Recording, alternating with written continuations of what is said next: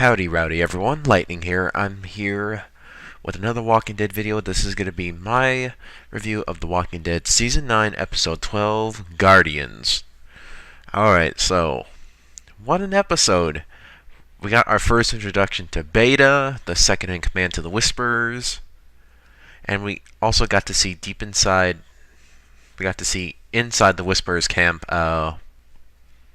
where they are currently stationed right now, and overall I say this was a very solid episode, like 9.5 out of 10. Really good episode. So let's go through it, not get super detailed, but just what actually happened. So the episode starts off with Alpha questioning Lydia about what about any information she found out, and she knows about the kingdom because Henry and his big mouth, but Lydia decided to lie to her mom and said that there was almost nothing. She basically gave her mother nothing, so she lied to her own mother.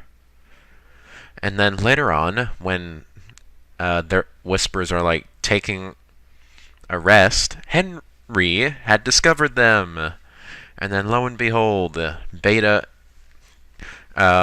captures Henry, and then Alpha decides they're taking Henry back with them to their camp. And there was an interesting part where Lydia punches Henry, like, "You're so stupid," and then punches him. But it was pretty clear why she did it. She did it to protect Henry from being killed, because if Lydia has shown her emotions right there, Alpha and Beta might have just killed Henry right then and there. So it was pretty smart of her to do that. She definitely saved Henry's life right there. So they're going back to their camp, and their camp is pretty interesting because right next to their camp is this open field with this herd of walkers that they have walking around in circles, just like they did in the mid-season finale, where we saw all those walkers walking around in circles because the Whisperers were there guiding them, keeping them together in the big circle, milling around. So maybe that's a herd that they use to keep trespassers away or whatever, and also they use that herd to dispose of bodies, which I will get to in just a minute. But so we get inside the Whisperers camp, and we get to see the skinning process of how they make the masks. We see Beta cutting a walker's face off, around the eyes, the mouth, the nose, everything. And he just pulls it off of the walker. It's just really gross. And for me, to me, that's how I thought the skinning process actually was, and I'm kind of glad I was right, but very grossed out at the same time. And I thought that with the mask they would at least clean out the inside, put some water in there, clean it out, because you don't want that walker blood on your face, because if it gets in your eyes, if it gets in any open areas of your body, like your eyes, your nose, mouth, or ear, you're done for. You're gonna die. But yeah, I thought they would at least put some water in there, clean out the inside at least. But no, they just skin the walker, take the mask off, and put it on this pike sticking out of the ground to have it air dry, which I was not expecting. And that's also a big foreshadow to what's coming. Wink, wink. And then there was a moment where Alpha is talking to Henry, and while she's talking to Henry while he's tied up, two Whisperers come and decide to challenge Alpha because she broke her own rules of going to go get Lydia, which they did make a good point, because Alpha was willing to let another Whisperer's child be eaten by the dead until she found out that her child, Lydia, was kidnapped. So, yeah, very hypocritical of Alpha, but But the truth is, she didn't care because she's the alpha. She can do whatever the hell she wants. And then the very brutal death that she gives to both these whisperers. They're like boyfriend, girlfriend. She decapitates the girlfriend and decapitates the girlfriend with this wire. And I'm gonna assume it's copper. The wire is made out of copper because copper can cut through your skin just instantly. Like, it hurts like copper wire, so it had to be copper wire or something like that. Then she like holds the whisper lady's head up, like, yeah, this is what happens when you challenge me. And Beta is holding the boyfriend back the whole entire time, and then she hands the boyfriend his decapitated girlfriend's head. And he starts crying, and she is like telling him like, shh, crying is for the weak. And then she stabs him to death. And Henry is seeing all this, and he's like, holy gosh, my mother-in-law is batshit crazy. And then something else I thought was kind of strange but funny is Lydia was watching this, and she just had her arms crossed like, nothing out of the ordinary. My mom just does this all the time. She just decapitates our own people who try to challenge her. Yep, just another day in the woods at the camp for Lydia. Alright, and then afterwards we get Alpha washing her hands, and Beta takes off her mask. Now, we've seen that shot before, but from trailers, we've seen it in reverse, where Beta is, instead of like taking off her mask, instead of Beta taking off Alpha's mask, he's putting it on her. He's putting her mask on. So I thought we were going to see that, but it turns out it was just a reverse play of him taking off her mask. And what's very disturbing is that Alpha reveals that what's very disturbing is that we learn that Alpha was already abusive way before the apocalypse started. Like, she said that when Lydia was 3 years old, Lydia got entangled up in plastic from the dry cleaners and was nearly about to suffocate to death until Alpha, who was just standing there watching, like, tore the plastic off her face, asked if she was okay, and then hit her hard so she would never do it again. Like, what the hell? Like, Alpha was already abusive when Lydia was just 3 years old? Like, WTF? That is crazy. No, no, no. No, no, no, no. That just lets you know that Alpha needs to be put down. I don't know when it's going to happen or who is going to do it, but that's how you know that Alpha is not going to be long-term at all. Like, she needs to be put down. No, no, no. Like, Lydia was just 3 years old. What do you expect her to do? Oh, alright. And then it cuts to nighttime while Henry is, like, just falling asleep. Beta quickly, like unties him and just drags him over to Alpha, where she tosses Lydia a knife and says, kill him. And Alpha brought up Lydia's father, like, don't be weak like your father. You know what happened to him. And Lydia was like, yeah, I know what happened to him too, mother. And, you know, she sort of gave Alpha that look like, yeah, I know what happened. You killed him. I mean, I wish she would have said that, but we kind of get the implications that she was sort of telling her mother, like, yeah, I know it was you. And then what I thought was interesting was that Alpha said, like, she said to Lydia, kill him, or he will kill you both.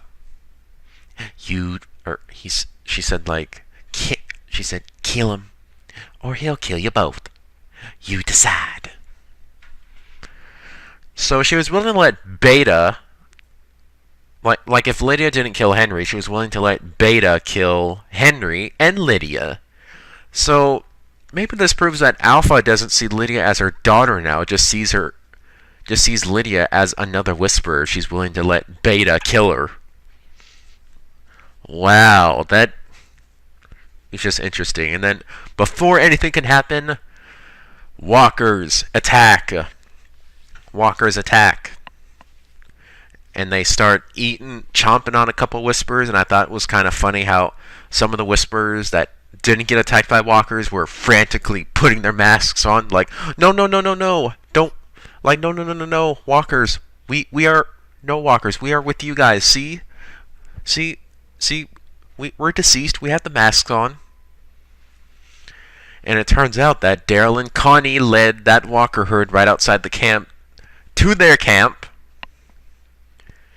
and just infiltrated it, and they both killed 2 Whisperers. I think it was the 2 Whisperers who dragged the deceased bodies of the boyfriend and girlfriend out to be eaten by the Walkers, because that's how they dispose of dead bodies.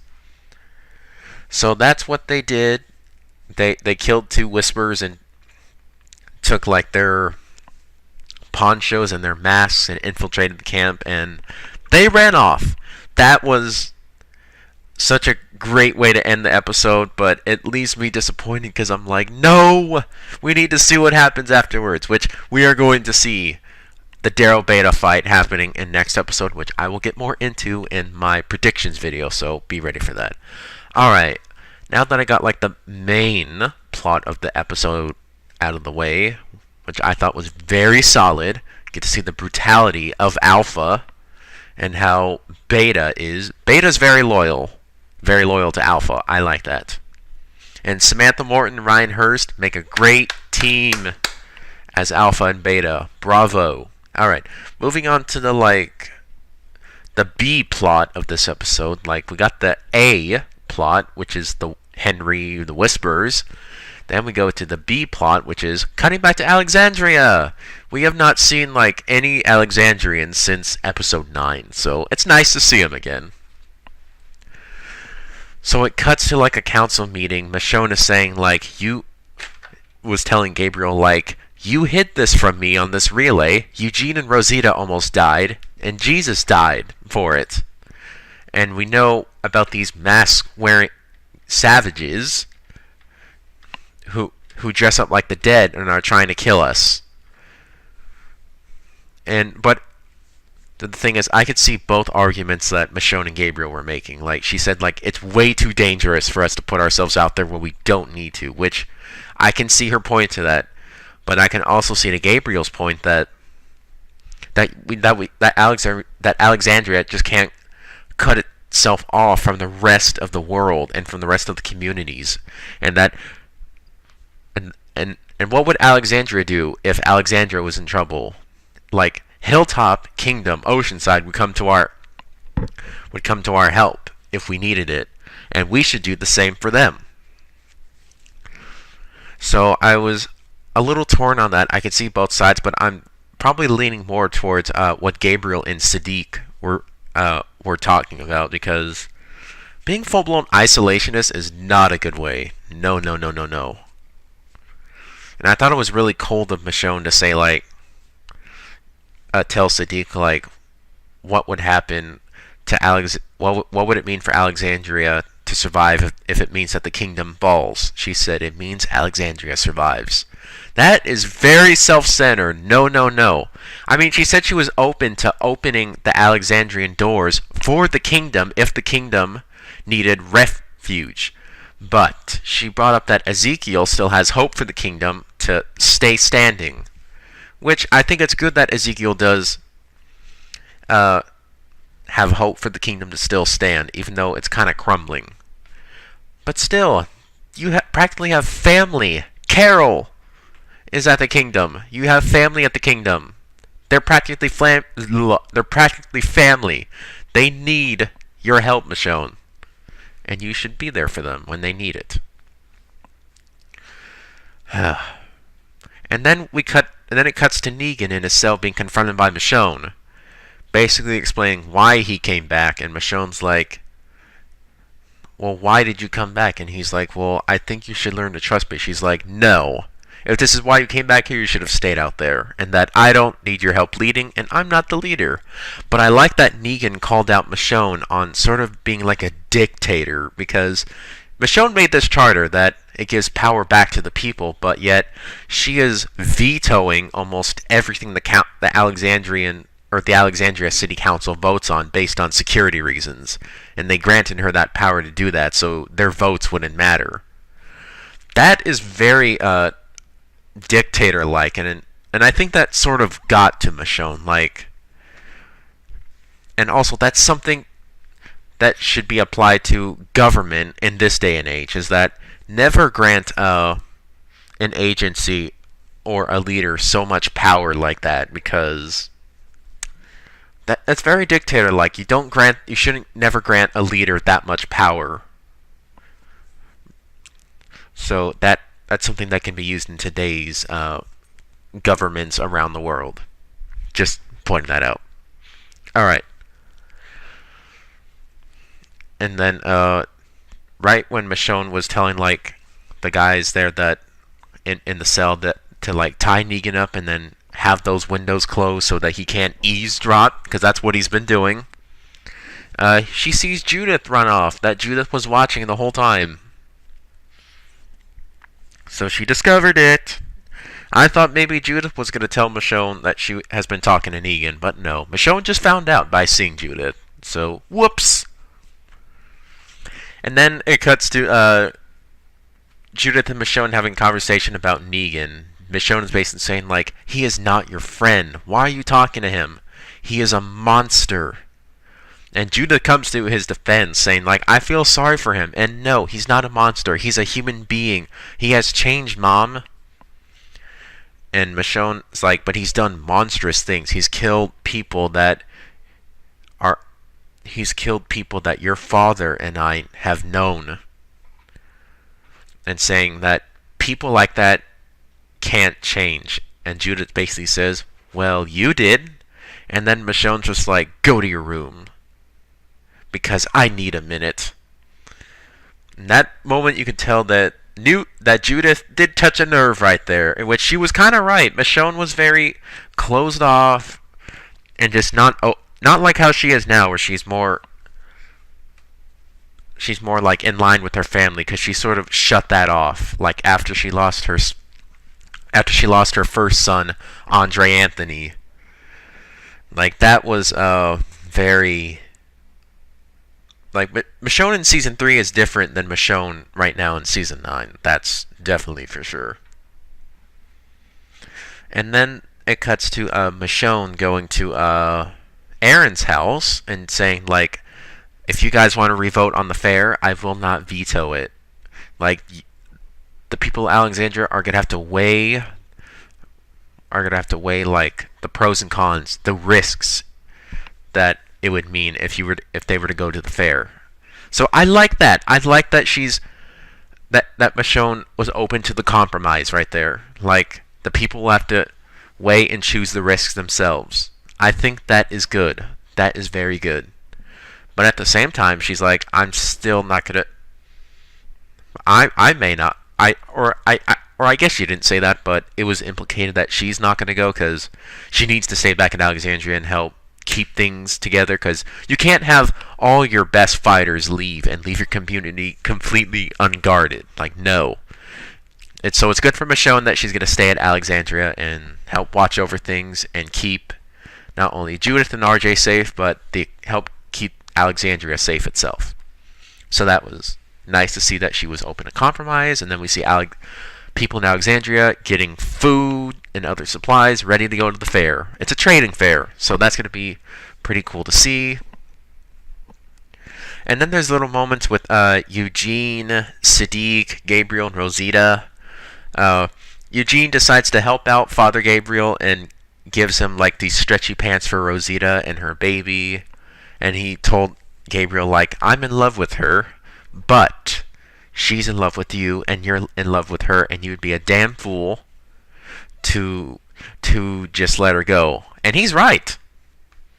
Like, it's the apocalypse. There's not going to be that many other women out there, so So take this opportunity while you while you can, to be with Rosita. And so he does. Eugene was very sweet in this episode. Bravo, Eugene. Alright, but that's pretty much like it for what happened in this episode. And that's my review for this episode. Like I said, 9.5 out of 10. Loved it. And I'm excited for episode 13. Can't wait to do my predictions on that. But I'll have to wait for the next video coming out tomorrow. Alright, anyway guys, this is Light T75 or LT75 signing off. I will see you for my next Walking Dead video, which is going to be my predictions video for Season 9, Episode 13, titled Choke Point. Alright, thank you guys so much for watching, and goodbye.